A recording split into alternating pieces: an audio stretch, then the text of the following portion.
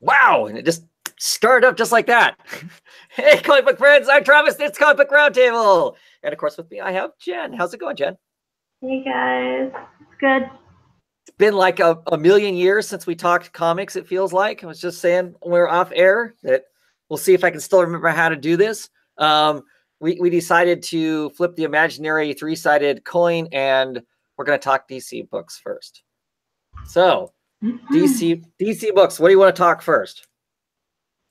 Let's talk Batman so I can hate on it. So, Batman issue 48. Yay, we're finally away from Booster Gold stuff. No? Yay. Okay. I thought I remember seeing a tweet about the fact you weren't really digging on Batman. I liked the Joker and the art was good, but as far as Batman goes, it's just doesn't feel like Batman. You know, he was sort of like a puppet in this issue, and for me, Batman's like the detective that's always manipulating, and I don't know. It was weird. I didn't like it. I mean, the story is clearly written with Batman being not even a secondary character. He's I mean, like, he's so not important to the story, really. Despite it being a Batman book, it's clearly Joker focused, it being the best man thing. At the end of it, Catwoman has more in it than she's on one page and she has more impact than Batman does. Yes, she definitely had a presence, and Batman didn't at all. Yeah. I actually enjoyed the issue. I mean, I liked. I mean, if we're gonna do Joker, let's make it Joker. I mean, I'm tired of Joker, but at the same time, for the big moment that's coming, you kind of, to me, it kind of feels like they have to throw the Joker in here because the Joker's probably in love with Batman more than anybody is in reality. So clearly, we're gonna have to have this story. So I mean, the beginning of it was a bit strange. The praying at the beginning of it, that didn't have any impact on me other than me trying to puzzle out. I was trying to figure out who it was at first, and then just a random person, right? Random person getting married. Mm-hmm. So, but I was trying to figure out if the praying they were doing was somehow important to the story, and I still haven't been able to connect what he's saying in his prayers to the to the story itself.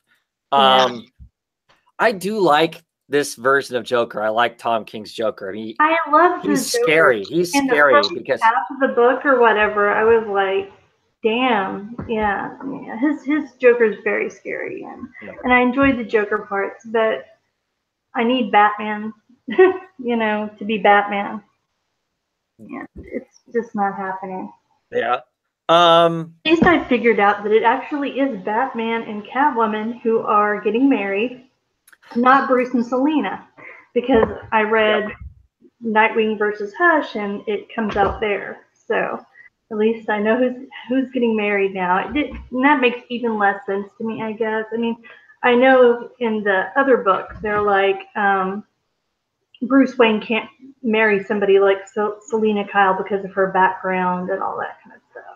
Right, and his background. It's right. It would out them and all kinds of weird things, which is what I was thinking before. So now they're going to get married as Batman and Catwoman. I guess, because I'm not reading any of the other, like you read the Nightwing and Hush. I'm not reading any of the side stories to the wedding or anything. I decided not to pick those up. But yeah, it's going to be interesting because then they're like a secret marriage. Yeah, I guess so. They're not. I mean, it couldn't be a legal marriage, so I guess it's just a ceremony. I mean, what are they going to do? Get marriage licenses as Batman and Catwoman? That wouldn't work, I don't think. I don't know. Yeah, well, it'll be interesting. I guess it's going to be interesting to see. We've only got 2 issues that it's supposed to happen, right? I mean, issue 50. Yeah. So yeah. So I mean, I love the art and I wanted to like it, but when Batman just kind of like kneeled down and prayed with Joker or whatever. I was ready to throw the issue like across the room. You don't like Batman being manipulated to that degree. No, because I mean he always finds a way, you know what I mean, to get the upper hand in somebody else's head. You know what I mean? Right. And I could see even Superman doing more of this than Batman would. You know what I mean? To prevent somebody from hurting themselves or whatever. Batman, I don't know. He may not cross that line, but he'll go close to it. You know what I mean? Right. I totally get what you're saying, and I tend to be hot and cold on Tom King's version of Batman. There are parts of it I like a lot. I've liked all this build up to the wedding stuff quite a bit. I mean, other than them calling each other cat and bat, that still bugs me. But beyond that, I've really, really enjoyed the stories going up to that. But early on in the beginning of the Rebirth, that first arc, I was like, I'm only picking this up because it's Batman and I always buy Batman. I mean, I was at that point where it was like, ooh. So I'm not. I mean, I totally get where you're coming. I get where you're coming from with it, but I'm still in. I'm enjoying this. So yeah, we'll see where. I'm really curious to see what happens after the wedding, because this wedding feels so big. I mean, they've done a good job of I mean, it's such a significant thing to the character. Yeah, no. What happens? I kind of wonder what happens after it, especially with Catwoman's getting her own title. So part of me is suspicious that it never happens. Still. Yeah, I don't know. I mean, what are they going to do? They're getting married as Batman and Catwoman. Is she going to live with them? I mean, people are going to not know that she's living with them. I don't know. It's weird. Maybe they won't. I mean, Bruce clearly lives kind of a secret life unless he wants to not. That's true. And we don't see. I can't remember out of 48 issues. I can't remember them showing Bruce Wayne like doing the stereotypical Bruce Wayne stuff, that Playboy type thing that we're used to seeing in the past. I don't remember off the top of my head seeing any of that. So maybe Bruce isn't doing that anymore. So he could just like, I mean, he could live in the mansion with her and no one would know the difference, right? Oh, true. Yeah. They just can't like go out on the town unless they're in disguise. I would guess. Yeah. I guess. I don't know. So the Nightwing Hush, that yeah. So in the Nightwing Hush thing, that literally tells us that it's going to be Catwoman and Batman getting married, not Selina and Bruce. This was the bachelor party issue, and the first issue was Damian Ra's al Ghul, and I enjoyed that one quite a bit. That one was pretty good. This one was kind of weird for me because, I mean, I sort of see Nightwing as being Bruce's son. And in this, they were like pushing the whole "we're pals" type of a thing. And it just, and that was weird for me. Hush is in this, and he ends up, he's angry because I guess the Joker has told a bunch of people about the wedding. He knows about the wedding. I don't know how, and he's mad because he didn't get an invitation, which we saw in the DC Nation. Right. So he told, I guess, Ra's about it, and he's told Hush about it, and I haven't gotten to it yet, but the Riddler goes up against Batgirl. But yeah, Hush is mad because he feels like, I guess, he should be the best man type thing. Yeah, Superman and Nightwing have taken Bruce out on the town for a bachelor party. Superman has some sort of lightning portal thing where you can hop through places in the multiverse. And he's going to take Bruce and Nightwing. They're going to go fishing in a pocket dimension where there's a boat and 3 poles there, and that's what they're going to do. But Hush shows up and kind of ruins that plan. And Nightwing and Hush end up going through the portal in some weird place, which it was stupid. I'm sorry.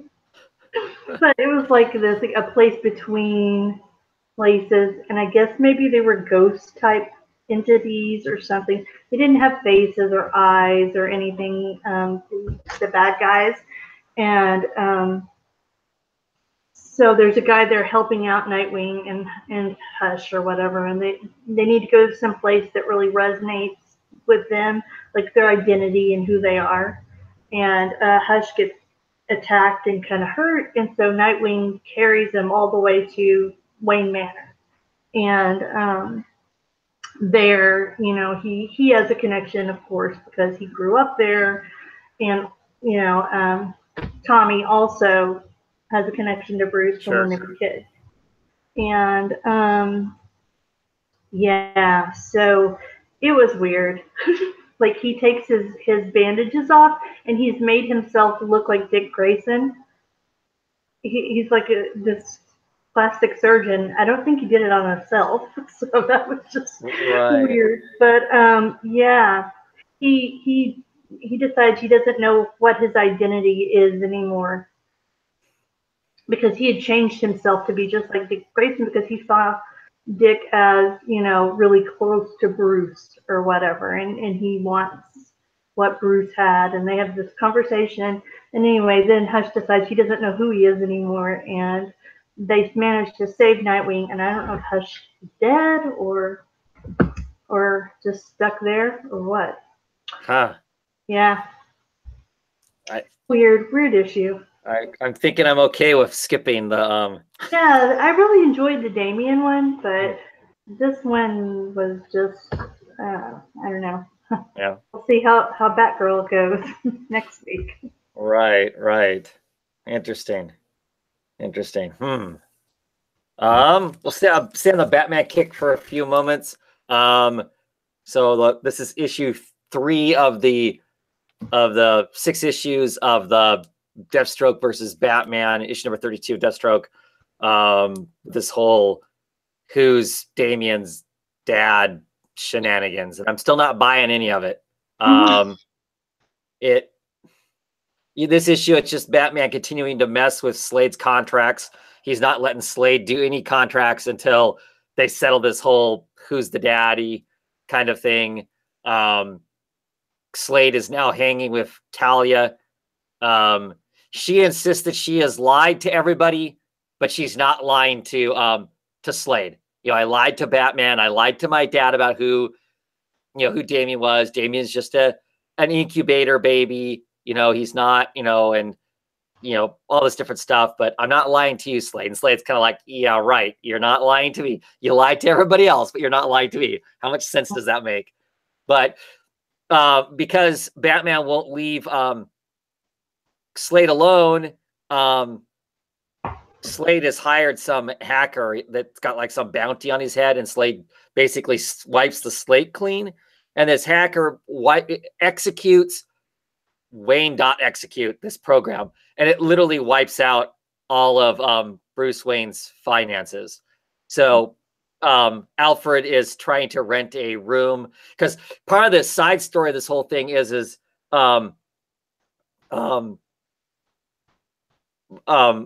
Deathstroke has his own Alfred, which is Wintergreen, and they have all over the years have met at like bars. They just all happen to have kind of the same occupations. They all kind of handle helping their super pals do things. And he's trying to rent this room in this fancy hotel, and of course his car gets denied a whole bunch of times, and the police come to arrest Alfred for bank fraud of some other sort and whatnot.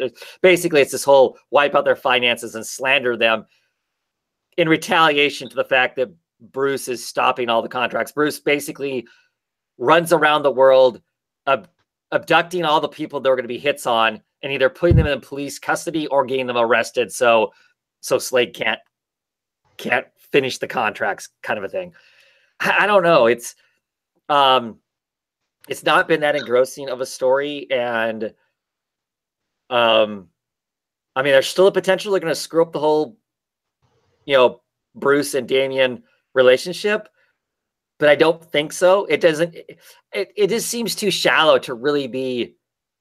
Oh no, is this really happening? Kind of a story, like I thought it might. I got suckered, I think, with the hype of oh no, what's this gonna be? So yeah, it's just been kind of I'm not gonna finish it out, but finish out the arc. But I don't know. I'm not all that excited by it, I guess. So.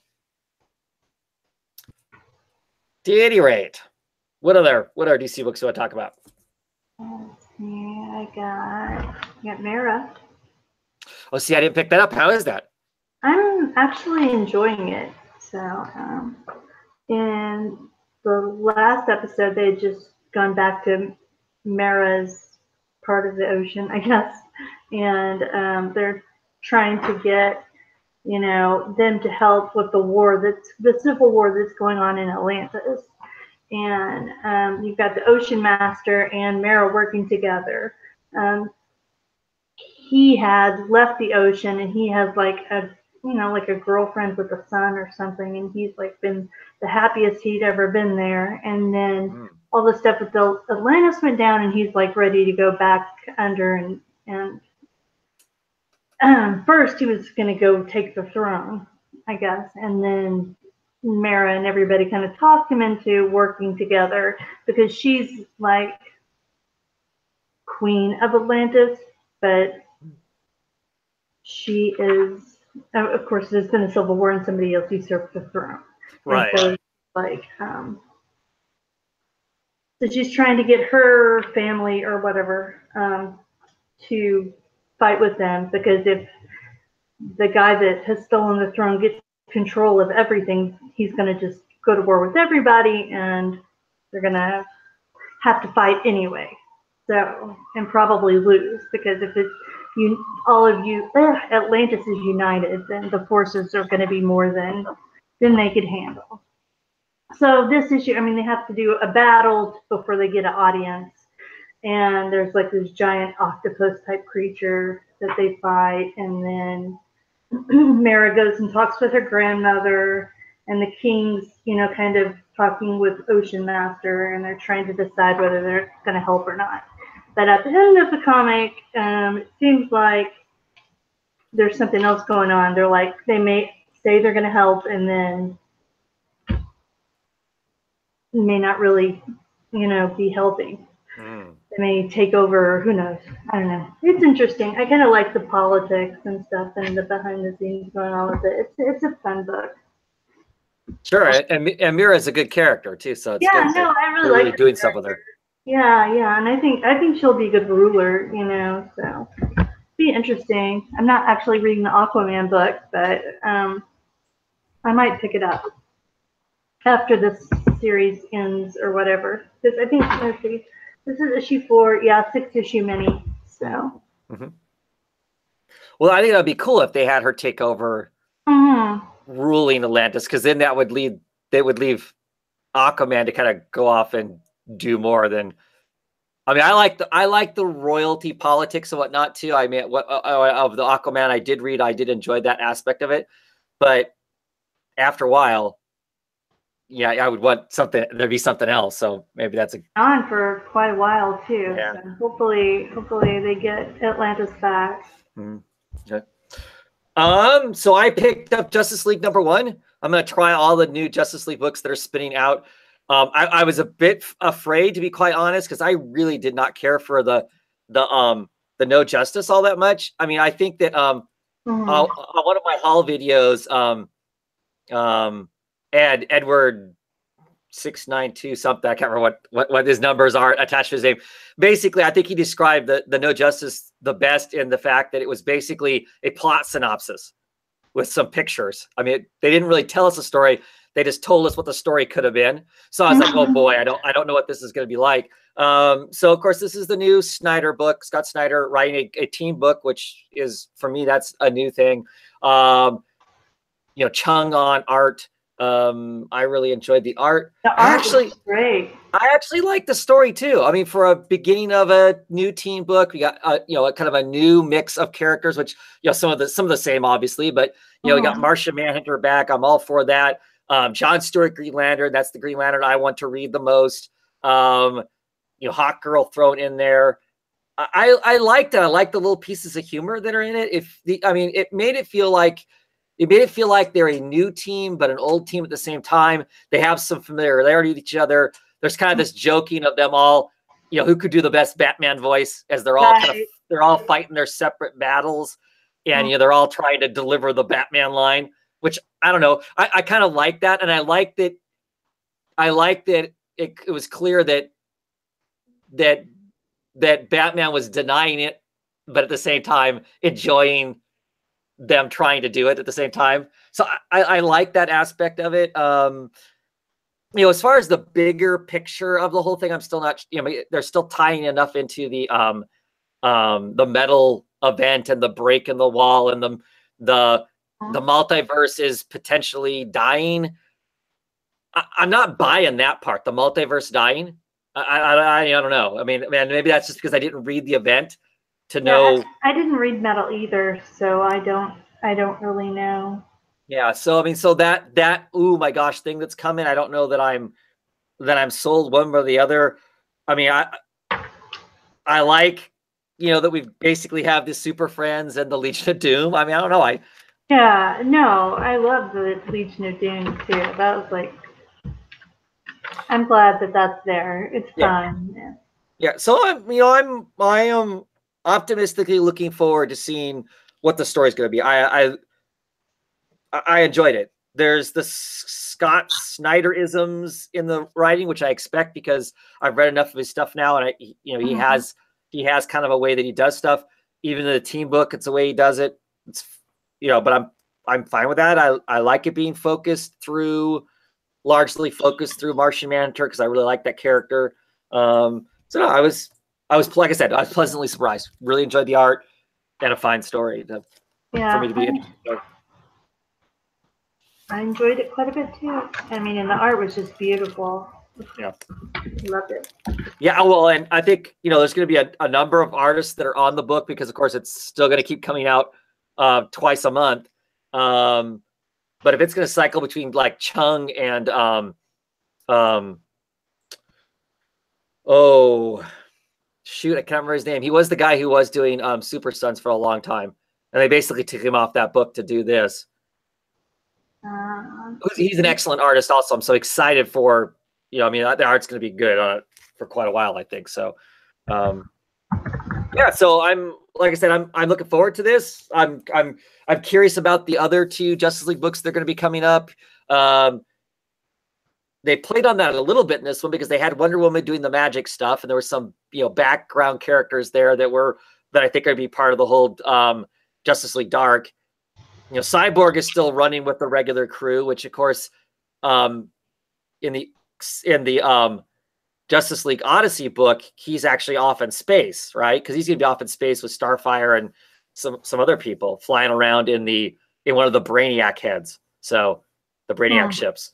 So I don't know about that part of him being in the Justice League here and there at the same time, but somehow that always works anyway because, you know, Batman's in 20 places at once too. So anyway. Yeah.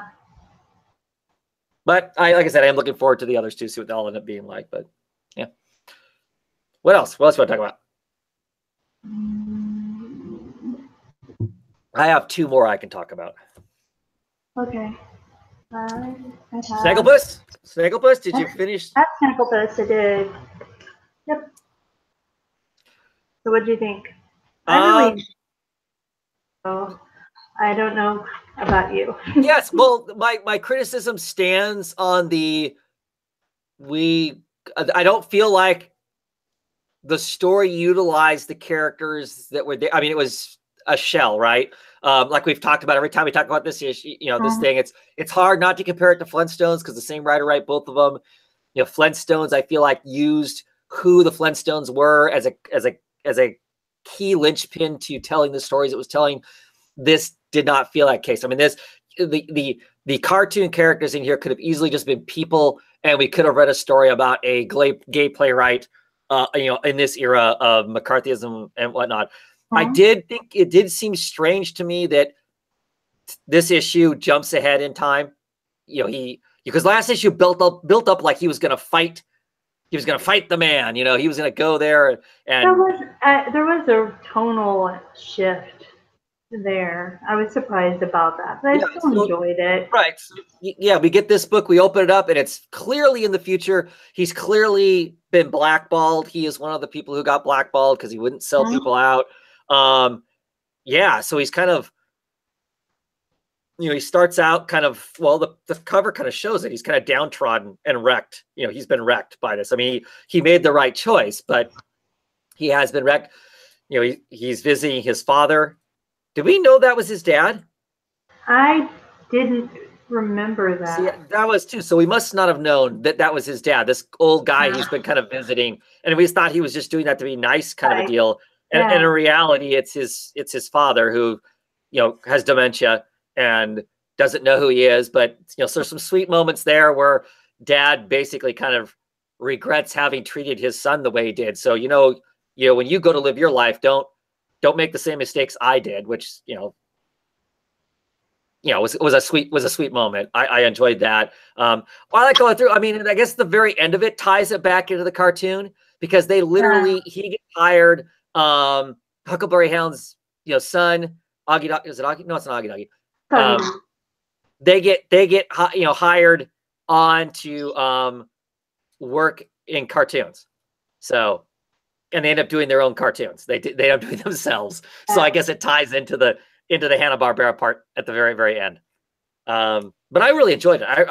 I really, really enjoyed the story. I mean, a lot, despite that one criticism that it doesn't utilize the cartoon characters like maybe like I would. But and the Russian part still seems really weird to me. There were some weird parts to it. I agree, and I don't know if it was just. I mean, if the idea is that, of course, this is the Red Scare, the whole McCarthyism, we got to get rid of all of the, the artsy commies out of America because, we're going to slip down the slippery slope and suddenly we're all going to become commies, all that sort of stuff. The parts like last issue and this issue that have the Russians in it, they're goofy as hell. I mean, in this one, basically the Russians come to America and they go to the cornfields and the farmer throws stuff. I mean, it's just kind of dumb.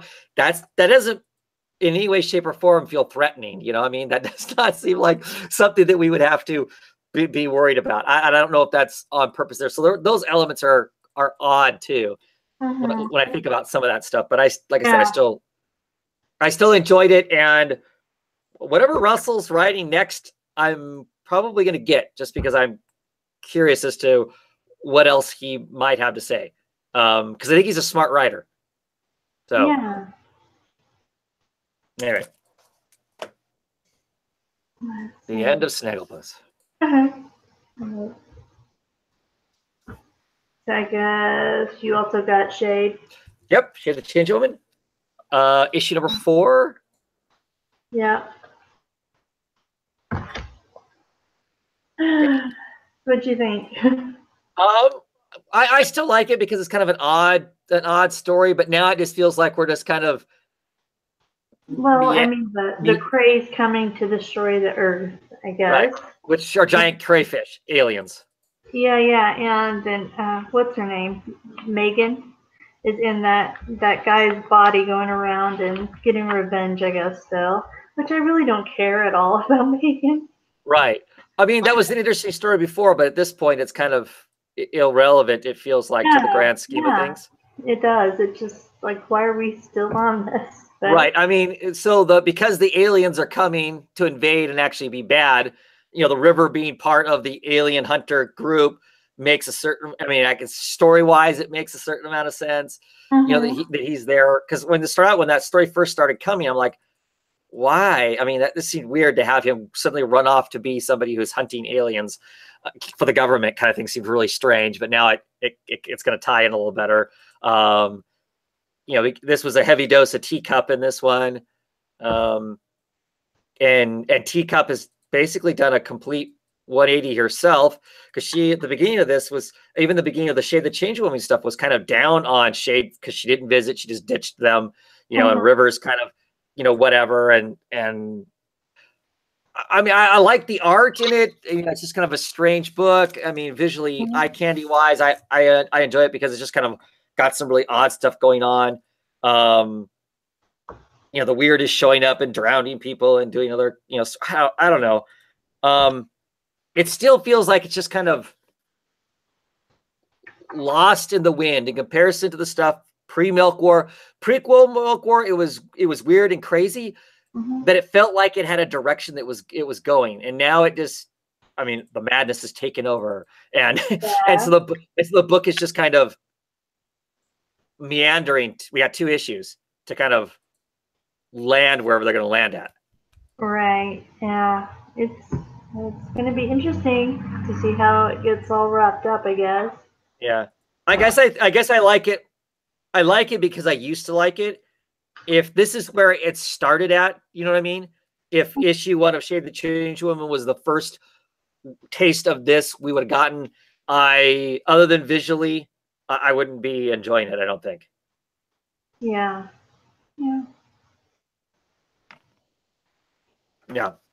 It's still, I don't know. Maybe I'm just still bitter at the shutting down of the Young Animal stuff. It still feels like this is a rush job to get to some place that they probably could have taken 20 issues too. I kind of feel like that too. Like it's the connections between people have to be truncated. It feels like to get the story finished. Yeah, I mean, you know, because like in this part, she's, you know, she got convinced by Shade to, you know, pull her heart out and bury it away someplace, and now she is you know, got to go find her heart so she can have feelings, so she can fix all this stuff. It feels like her going to find her heart would be an adventure in and of itself, that we would get 2 or 3 issues of her off wandering wherever, the metaverse, to find her heart. And no, we're going to get it in a couple panels, which I guess at the same time, yay, they're being economical. They're not wasting their time or our money on 3 or 4 issues of finding that heart. But it feels like there should be a story, that there would normally be a story there if they weren't told, or there wasn't this plan at issue 6, the book is done, that there'd be this more of an adventure. So boo, sour grapes, grumpy me, or cancel my books, I guess. I don't know. And that's it for my DC books. I don't have any other more DC books this week. I also read Nightwing. How's that going? I'm kind of liking it. I mean, Percy just took over, I think, the issue before this. And, you know, right now I'm kind of enjoying it, you know.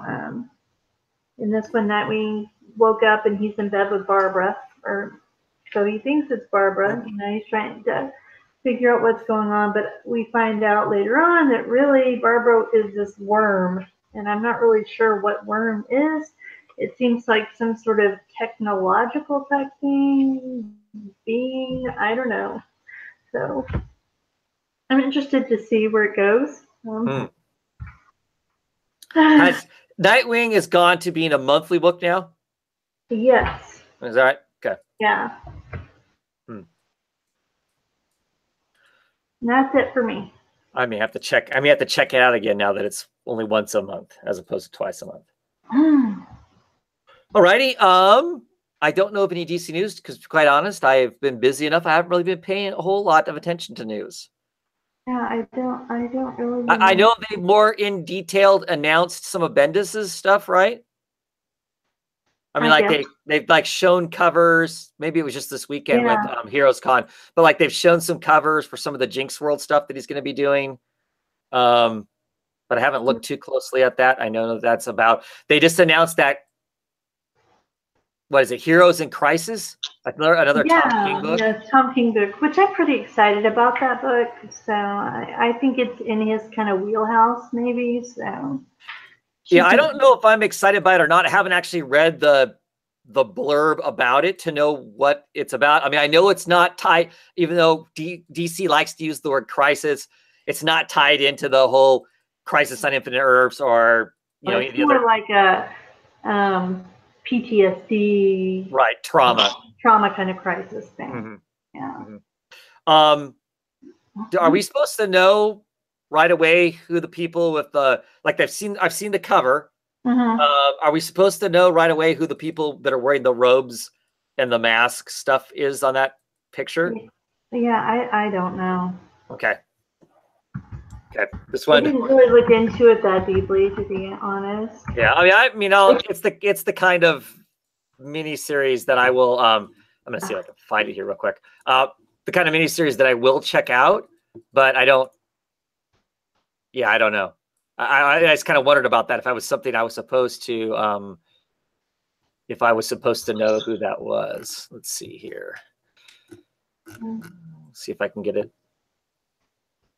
What I was looking for to come up. No, that's not going to be it. Yeah, Ryder to confront superhero PTSD in DC Sanctuary. So, but this isn't I don't have the cover right here offhand. So, okay. I thought that was going to give me a link to it, but it doesn't. At any rate, so I don't know. I don't know who those are. If we're supposed to know, or if that's going to be some whatever. I've seen some people talk about the fact they think they're going to kill off some like D-lister superheroes so everybody can have the trauma. I don't know if that's going to be the case though. Yeah, I don't really know. I'm a little worried because of how things went with Booster Gold before. Right. Well, I'll be curious to see if it's going to be individual people. We're going to see individual stories within this miniseries of each person's kind of their own personal traumas and how they. That's what I thought, and if that's it, that's what I'm wanting. I think. Right. Guess we'll see, though. I mean, I'm definitely picking it up. So. Yeah. Well, I will too, because as a whole, I have really, really enjoyed everything that Tom King has written, and I think less his proper DC hero stuff than his side stuff. But I think if he can be kind of if he can write this story insulated and not have to be tied into some greater universal kind of thing, he writes really interesting stuff. Yeah, superhero wise, otherwise. Too. I mean, I kind of want him to do more creator-owned stuff, right? Because I feel like he would shine with that, and I worry about his.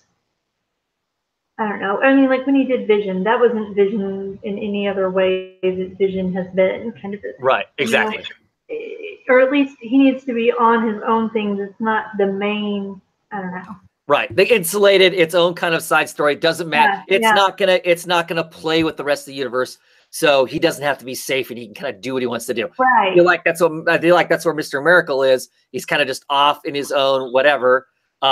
Batman, you kind of, I mean, they're letting him get married supposedly, but it still has to be operated somewhat safely because it's a huge money-making property. Maybe not in comics, but outside of comics, it's a huge property. They're only going to let you go so far with it, and everything else is that way. I mean, like his Sheriff of Babylon was excellent. We're not going to see another Sheriff of Babylon until they get the rights back to the story. Because I asked, because supposedly there's supposed to be a second season of Sheriff of Babylon. When I at Emerald City Comic Con, Mitch Gerards was there, so I specifically asked him about. They go, hey, when are we going to see this? I'm in love with Mr. Miracle. Don't get me wrong, not upset that this is what you're doing right now, but when are we going to see that other Sheriff of Babylon? And he said it's all written. The entire thing is written, and he could start working on it whenever, but they are not going to produce it until they have the rights back. DC still has the rights to it until they have all the rights back. So they're in control of potentially that being sold somewhere else or whatever. They're not going to do it. So, but that doesn't mean he can't venture off to do something else. But, I don't know. It'll be interesting to see. So, so Fred is saying, that he liked Sheriff of Babylon and Mr. Miracle, and the Vision was okay. Same with Omega Men, but Batman is no, like almost all a no. So Fred's not liking Batman either. So there you go. So we'll see. It's Batman. Mike, Sergeant America's on. He's asking if Batman's getting married or if Bruce is getting married. Batman. Jen says it's Batman. The Nightwing book confirms it's Batman that's getting married to Catwoman, not Bruce and Selina. Right. Of course, they're married too, but whatever. But yeah, the whole thing's weird. yeah. So I can't think of anything else news wise for DC. So you want to go on to Marvel then? Sure.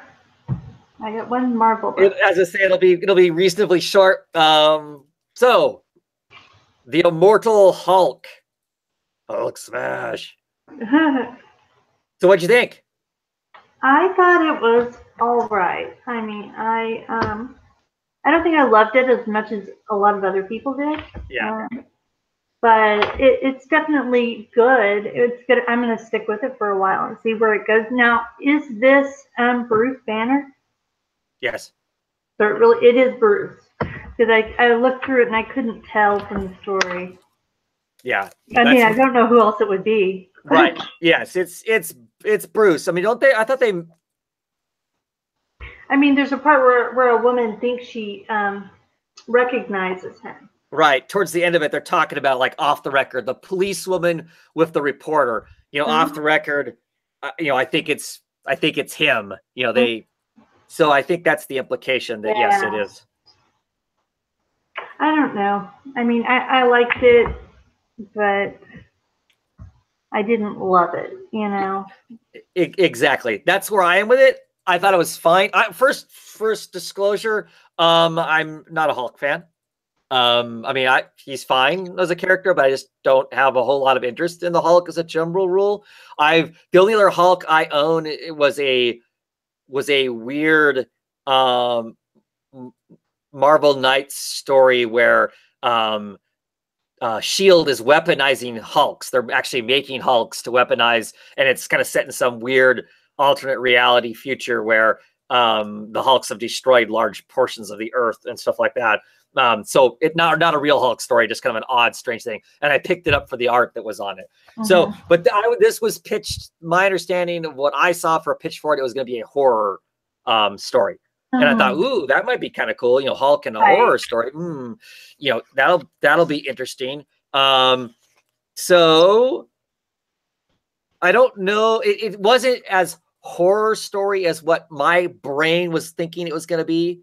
I was thinking it's much more, bump in the night kind of a deal. I mean, it is horrific in the fact that there's a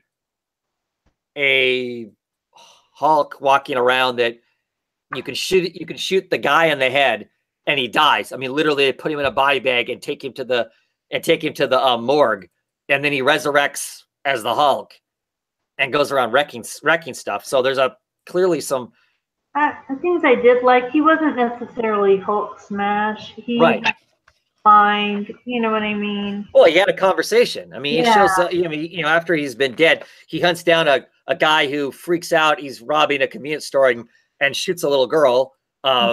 So, he hunts them down and takes out some stereotypical biker gang people that are running an extortion racket and that sort of stuff.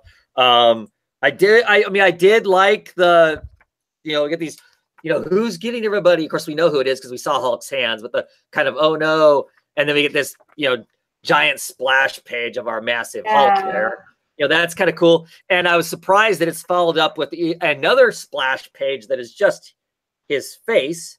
I mean, so that has some definite, in your face, like in this panel here, he looked pretty scary. Well, the thing is, he almost looks like he's smiling. I don't know if that's an accident. And he's having a regular conversation. Look, you killed a girl who was 12. She was 12. You shot her, and there was no reason to. They were giving you the money, and and he's like, I don't care. And then what he does to the guy, I don't know. But the part where he's smiling and all that, he was like, it was weird because he was talking. Wasn't there a little part of you that just wondered what it'd be like to do it? You know what I mean, kind of a thing, to kill someone or whatever, have that power. Right. and you know, wondering what you could do if you let the power loose, you know, and I think he's, you know, maybe just trying to scare the guy because he's going to let the power loose or whatever. Right. Right. So, and then of course, like I said, we had this conversation about them, you know, well, the Hulk's dead. Everybody knows the Hulk's dead, but sounds like the Hulk, you know, kind of this bump, bump, bum revelation kind of thing, which I did enjoy. And the end is interesting too. The end, let's say, I guess I'm not blown away by the book, but I'm curious enough about it. And I like the end of it because the ending of it is basically Bruce Banner, you know, waking up, splashing water on his face and washing his hands. And he's like, I'm not a bad person, am I? I mean, because he seems to gleefully, as the Hulk, literally break every bone in this man's body. Yeah. I mean, the guy deserves it. I'm not arguing that, but so that's an interesting question to end it with him going, am I a bad person? So yeah, and then you get the Hulk, you know what I mean? Yeah. I like that, but I think isn't that kind of like a running thing for the Hulk, like getting control of it? Am I man or monster? Right. So I don't know. Yeah. I was going to give it a shot, but I mean, it doesn't feel like it's treading that much off the path. Right. It's more, I'm assuming it's more traditional Hulk than what I expected it to be.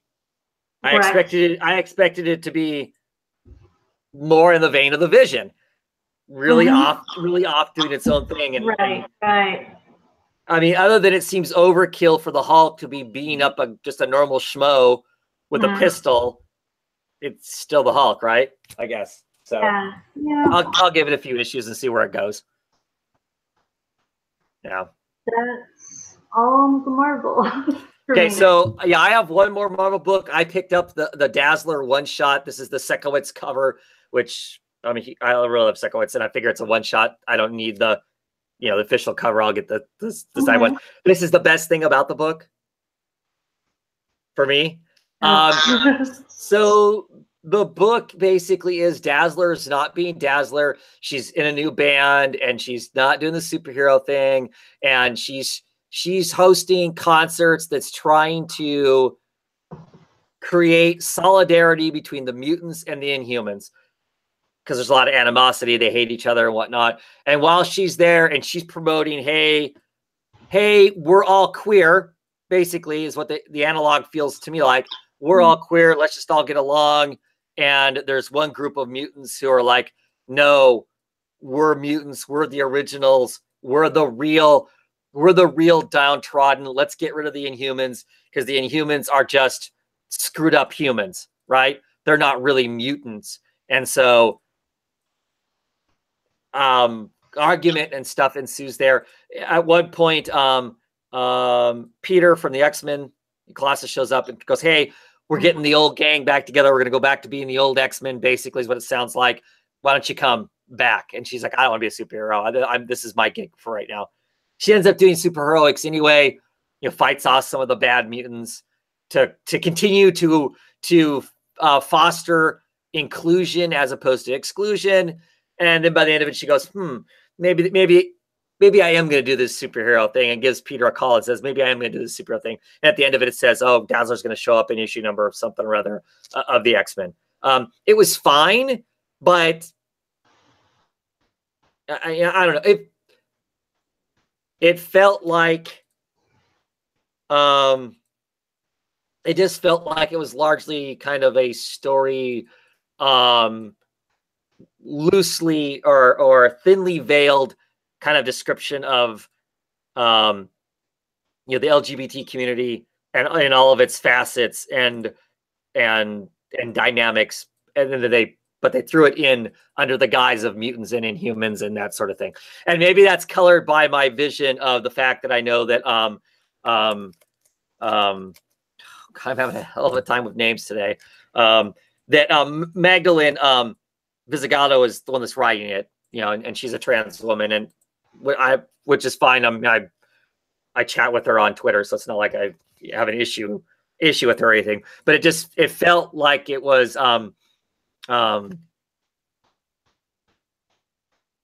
preaching to the choir, because I'm already the choir and I'm picking up the book, and I guess I was wanting a fun Dazzler story, and I don't know that I got a fun Dazzler story as much as I don't know. I mean, I love the book if it upset the dude bros who are, of course, upset with the whole social justice warrior crap, right? People are probably buying it. I don't know. Right. So I mean, so if it's upsetting them, I guess I'm amused by it because because of that. Because I can't imagine they'd buy it in the first place, and I'm sure they would hate it because of that. But I don't know. I mean, to me, the mutants and the X-Men have always kind of been that kind of a thing. Anyway, they've always kind of been the minority represented book. Anyway, this just felt more like it was really obvious that was the case. There was no hiding it, kind of a deal. I guess I don't know. It was fine. It just I wanted something interesting, and it wasn't interesting. So. Got it. And for me, it needed to be more than just a Dazzler book. It wasn't enough to just go, yay, it's a Dazzler book. There's lots of books out there I want to see be books and stuff and characters them use, but I don't want it to be a token. Oh, look, be happy. We put the character in something and it's not anything of any value. So I don't know. All right, I'll quit talking about it. And that Marvel news.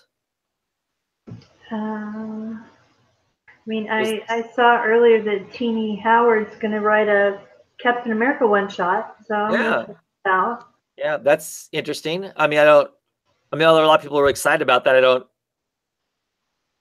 I don't have a large opinion about Teenie Howard one way or the other. I guess. I mean, it's cool that a lady is writing Captain America. I mean, it's only one issue, but did you read The Skeptics? Yes, I read the first couple issues and then screwed up and missed ordering the rest of it, so I didn't read the end of it. Yeah. So I'm guessing she's going to go in that sort of kind of vein with it. I think it'll be interesting. Yeah, I may get it. I mean, I'm going to pick up Captain America for a little bit anyway because Coates is writing it, so I'm curious to see what he's going to do with the character too. I'm actually picking that up too. So. And I'm not big on Captain America, so I don't know how long I'm going to. I want to give it a shot anyway. Yeah, well, I'm curious that they might do something different with the character.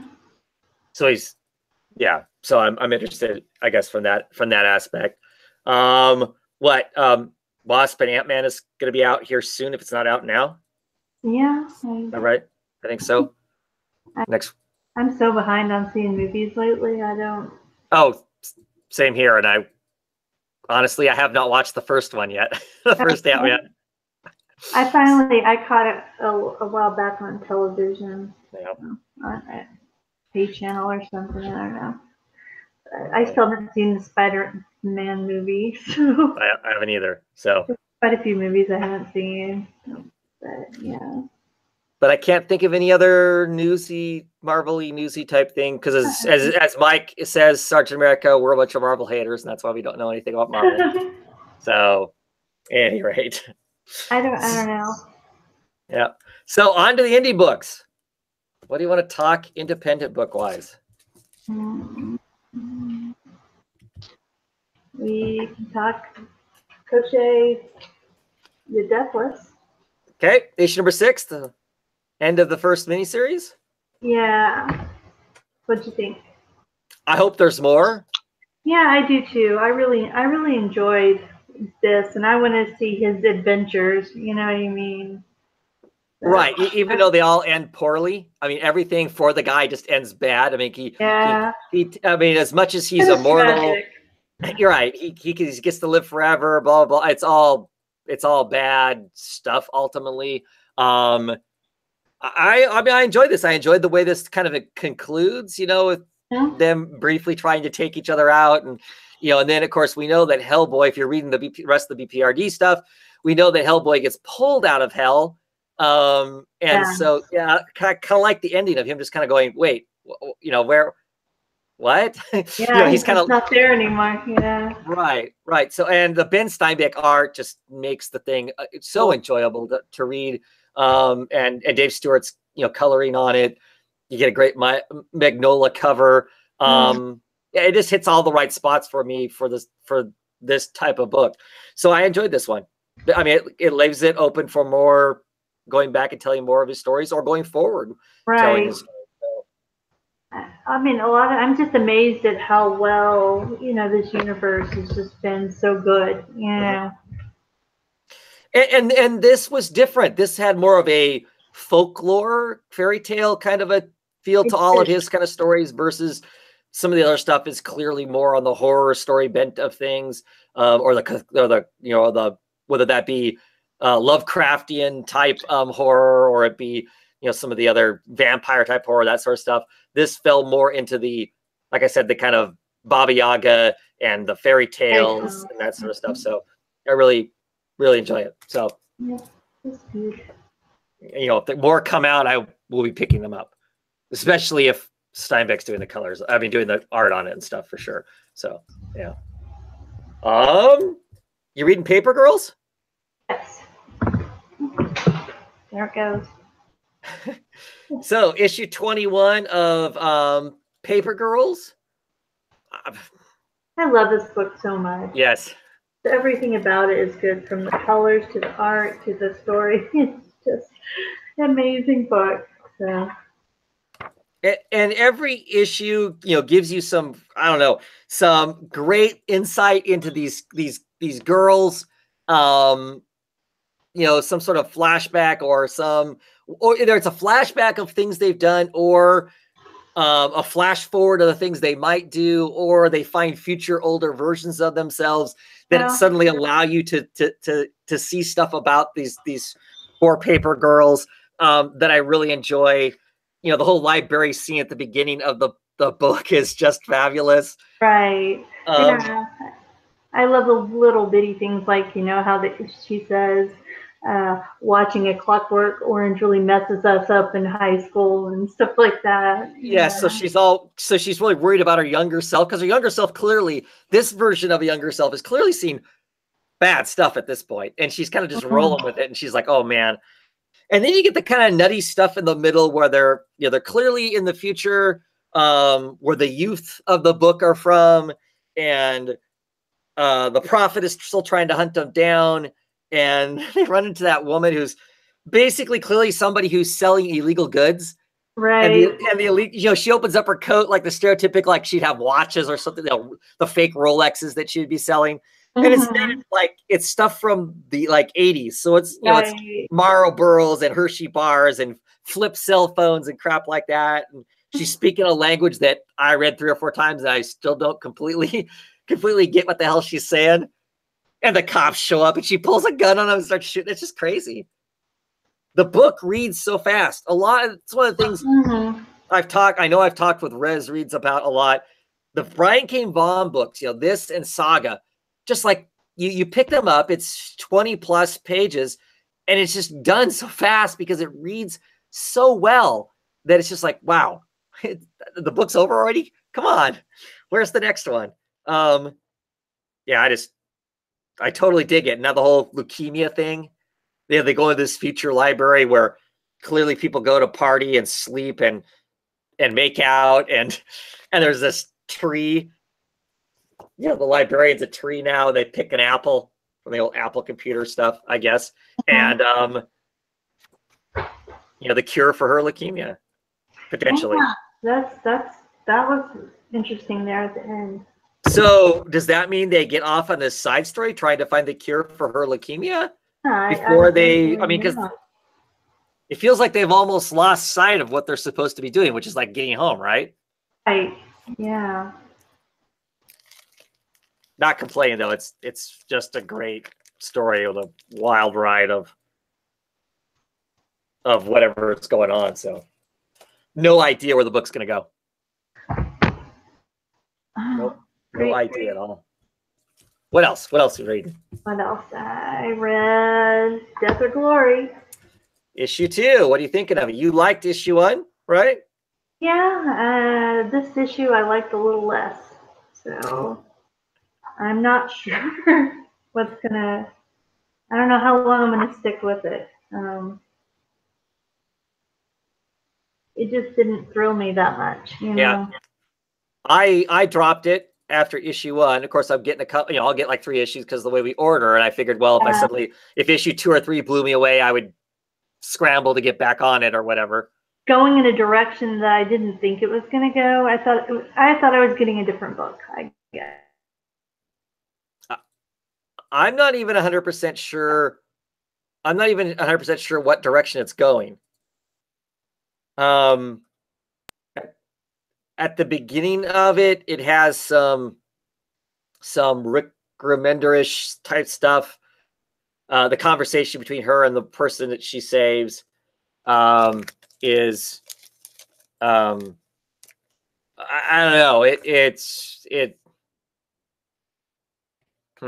Don't know how I want to describe it. It feels maybe I've reached the saturation point for Rick Remender books, and this just feels like a Rick Remender book, and I'm hearing the same theme that I hear in a lot of his other books, and so I don't know if I want to, that maybe I've reached my saturation point, or not with it. So yeah, I like the art. That's the thing is the bummer of it is I like the art, but there's some weird moments in this that I don't get why they're there.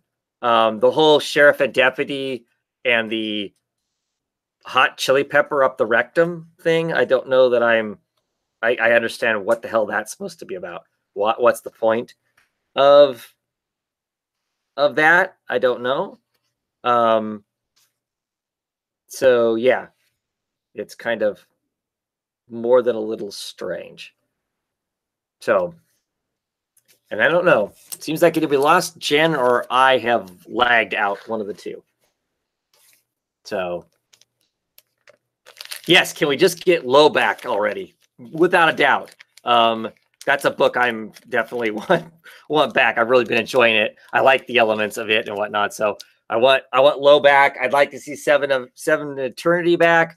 Would be awesome. Some of those books, those Remender books will be great.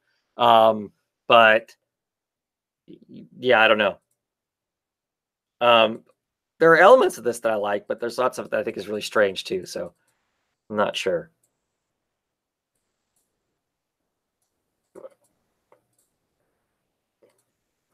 We'll pause the drink and see if Jen's going to make it back.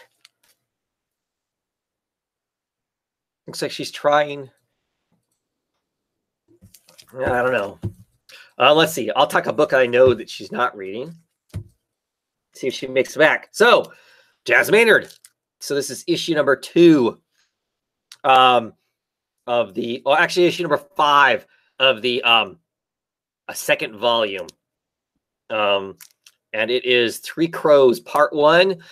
So in this issue, we get some elements of Jazz's past, clearly adopted as a kid to be a like super thief. He's moved on to his current job as a special agent, and he's out to rescue another special agent. They're either in Iceland. There's this like group of Icelandic people who are, let's get all the foreigners off our country kind of a thing. The pure race of Nordic people, blah, blah, blah, that he's up against. I just really like the art in it. The story isn't complex, but I do dig the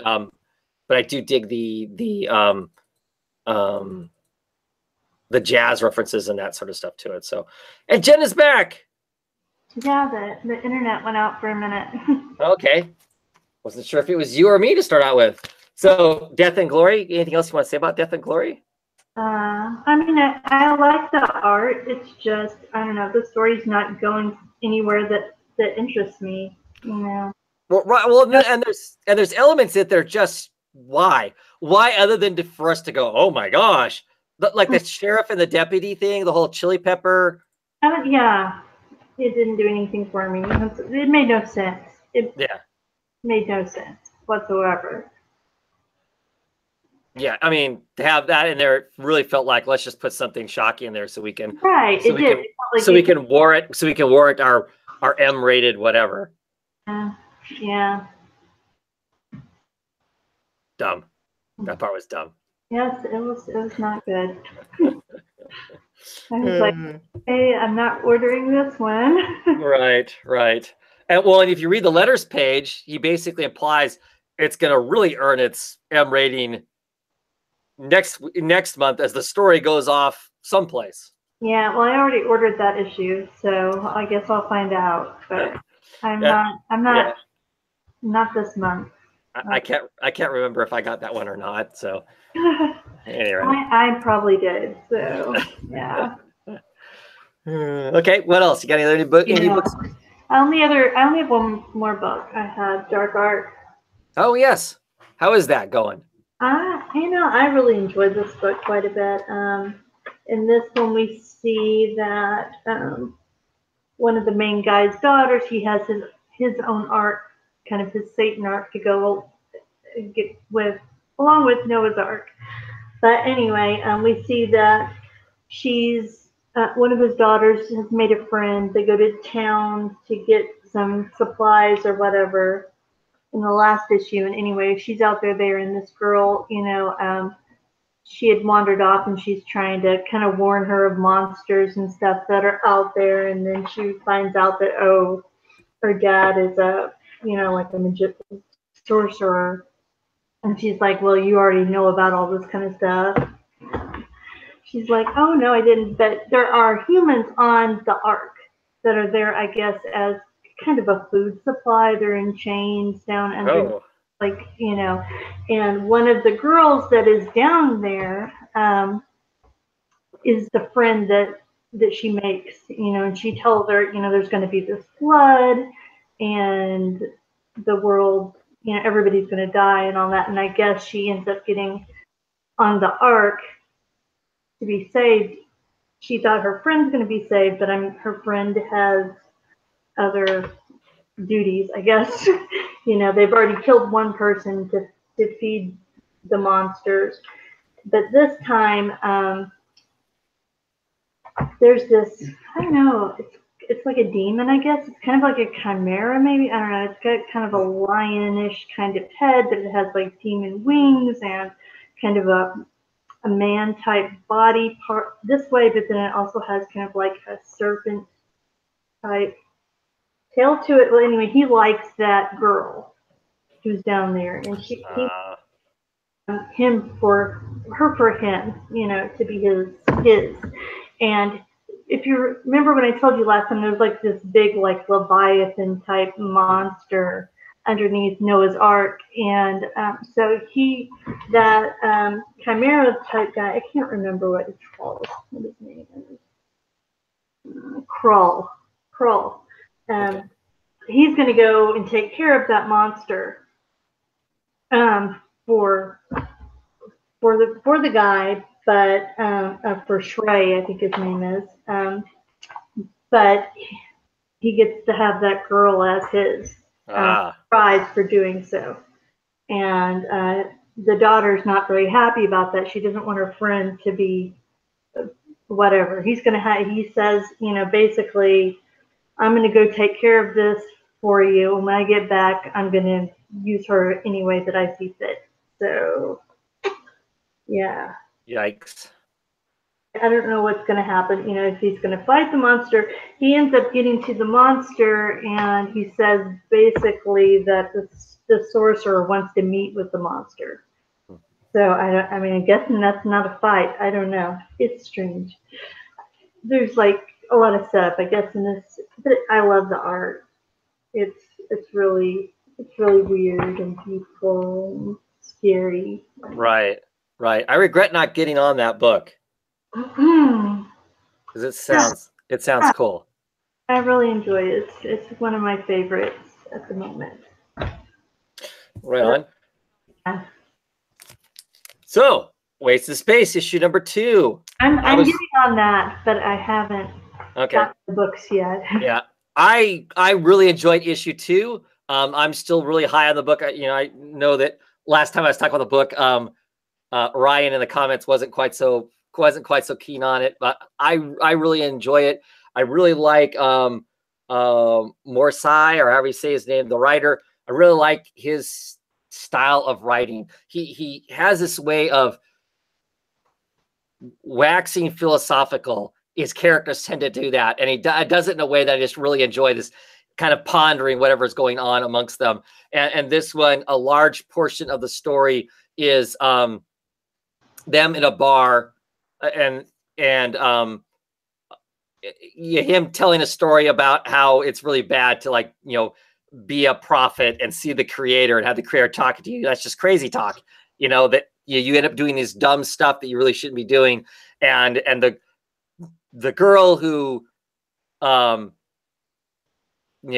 has visions of stuff, she tells him a story about being a little girl and wondering if she was crazy because she could see visions, and telling this stories and stuff. And I just like his response to it. Like, most people's response to this kind of this Aesop's tale of sorts of woe, you go, oh, okay, there's a lesson to be learned from this. And he's just like, is that it? Because I don't know. Just the way he replies to it just cracked me up. I mean, kind of a thing. But they're still being pressured into potentially saving the universe, because if they don't stop this stuff, their psychosis, if they're crazy, or the creator, if they aren't crazy, is kind of showing this really bad stuff is going to be coming if you don't stop it.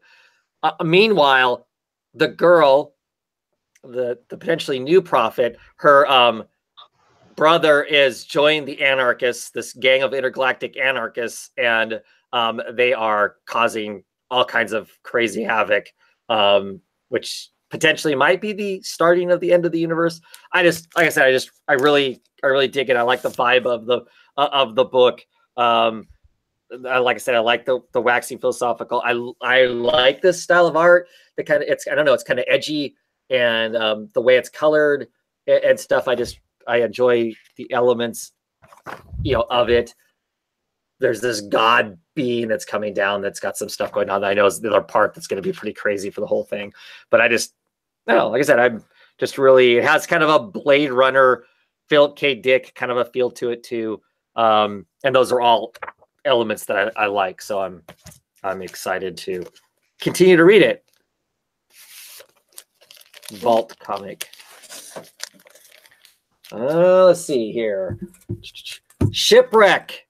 After being gone for 10 months, issue number 6 shows up of Shipwreck, and it says at the end of it, the finale. So, I guess it's done. I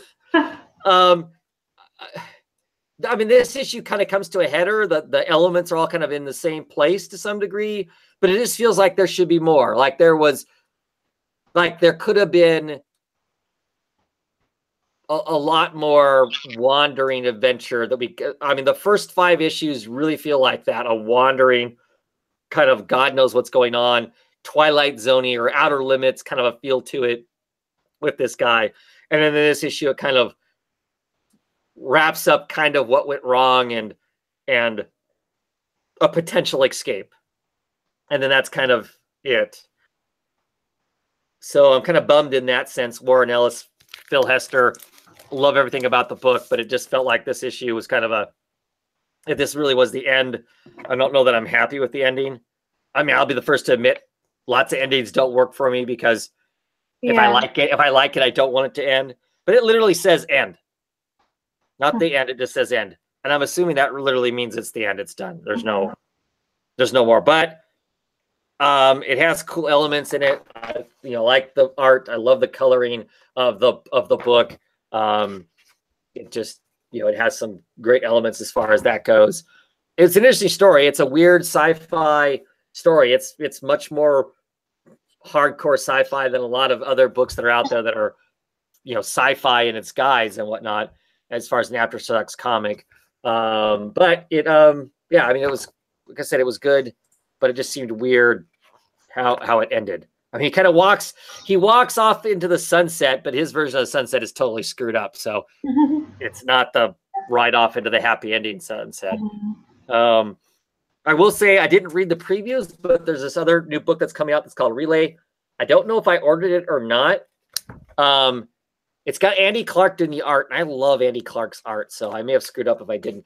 But it says that it's by Zach Thompson, Andy Clark, and Donny Cates. Well, I know Donny Cates is a writer. I don't know if Zach Thompson is also. But the art is, I don't know. I just really like he has a really good art style as far as he does these really fine inking and whatnot with his own work. And so I may have to hunt that down and pick that up. Like I said, I haven't actually read it, the previews. I tend to try not to, but it looks good. So I really loved Shipwreck. At some point, I'd love to talk with Rez about it. She was a big Shipwreck fan, to see if she ever gets around to being able to read issue 6, what she thinks of the end of it, because I don't know, it just kind of,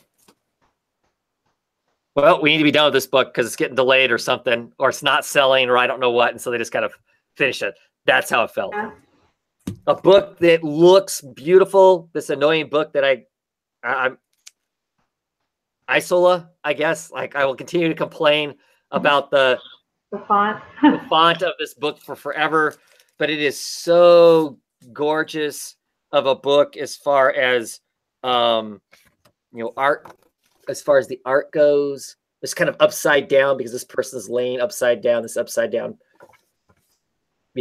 trees up here and stuff. But at any rate, I just really visually, this book is so gorgeous. The tiger, this tiger is beautiful. The tiger is this queen. Here we actually see the queen. She's having her own kind of hallucinatory visions and whatnot of the soldier character from the first couple issues. It was kind of a protector, all shot up with arrows, but she's not really there. She just sees this rock with arrows on it, thinks she's shot up. But she's going on a journey while the soldier's kind of fighting this other, she's taking this other path. She's dealing with these tribesmen hunters. This one hunter implies that she knows who the soldier is, where she's from, who she's originally, part of. So there's this, we're kind of getting her backstory in kind of an intriguing kind of a way of this kind of nemesis showing up and kind of slowly telling her who she is. And the process of that, of course, also is telling us who the character was before she was this personal guard of this queen who's been turned into this tiger, which we don't know why all that stuff's happened yet. We're slowly getting that, but the book, like I said, is just beautiful. And the book is, it says that it's, story by Brendan Fletcher, who is a writer, and then Carl Kerschel. And then Carl Kerschel is the artist also. I think it's probably art driven, with, largely kind of a thing. And it's clearly that way, but it really looks good being art driven. Yeah. It's not, the artist doesn't like just throw out money shots and that's all there is. And then the writer has to try to figure out how to write around that.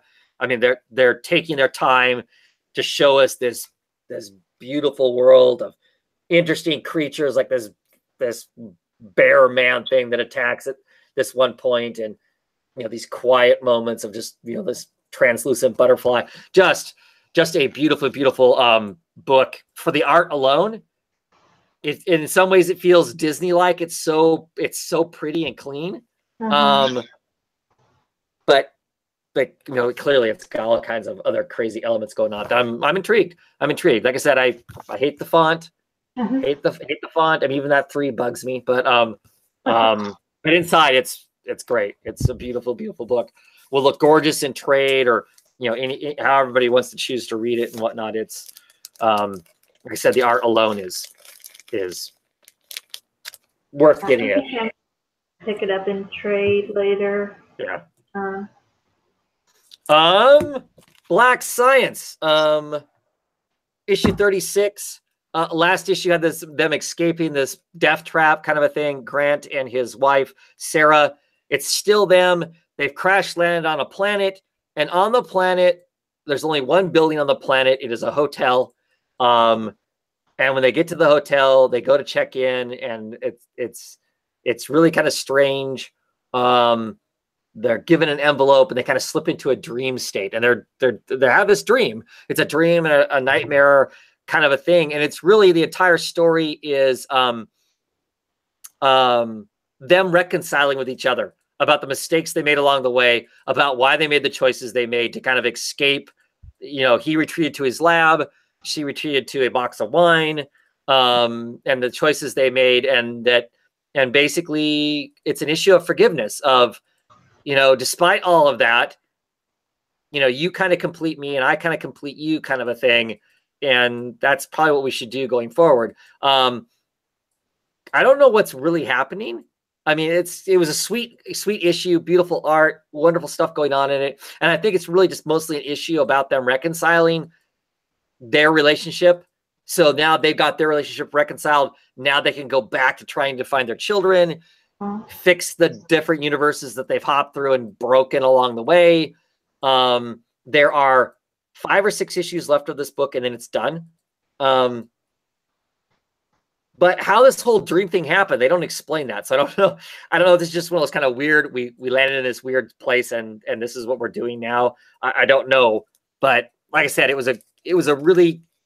I mean, it's always a good looking book because Mateo does such a wonderful job of drawing stuff, and it's colored really well. But it was a sweet book. It was a sweet book of relationship and talking about how everybody who's been in your life impacts and molds you in some way. And we forget about a lot of those people, but they're important whether you realize it or not, kind of stuff. Some messages along those lines, and it ends on this wonderful, sweet page of them, off in the clouds, reconciled and whatnot. I don't know what's next. Like I said, I would assume it's them going on, with fixing the rest of their family that they need to fix and saving the rest of the universe. But I don't know how they got here and how they're getting away from here. I have no idea. But I still enjoyed the issue, even though I don't know if it makes sense on a level of, like I said, of questioning how are they here and where do they go from there. So, but yeah. Reading over the comments really quickly. Hey, so Edward is here after I mentioned him earlier. Edward, 2962. See, there's those numbers that I can never remember. And let's see. He's saying that he hasn't read Death and Glory by Rick Remender. I was thinking about trade waiting for that as well. Does anyone think it's something that needs to be read month to month? No, we were just talking about it a few minutes ago, Edward. And I don't think either one of us are sold on the book. I dropped it, and I don't have any intention of picking up and trade. The Bengal art is great. The story, not so much so. Yeah. And finally, just to mention it, because I feel like it needs to be mentioned, because I don't know how many people are actually reading it. The Gravediggers Union. I still continue to absolutely love this. I love the art. I'm a Toby Cypress fan. I know his art isn't for everybody. I think it's wonderful. And it's a monster bashing book, and I can dig it for that. So, yeah. Oh. And that is it. That is it for my books this week. And independent news-wise, I don't know of anything in particular. It feels like a lot of books that I was reading have been canceled. I got notification that Mirror that I was reading by Image Comics it's canceled. I don't know if you were collecting that in singles. It was, yeah. So they told us that issue 11 and 12 are canceled or whatever. Not going to be reissued, just flat canceled. And I got another one too for another book that's canceled. I don't remember what it was, but it just seems like suddenly a lot of the independent books I've been getting are dropping like flies. So, or they're going to end, or they're ending. Yeah.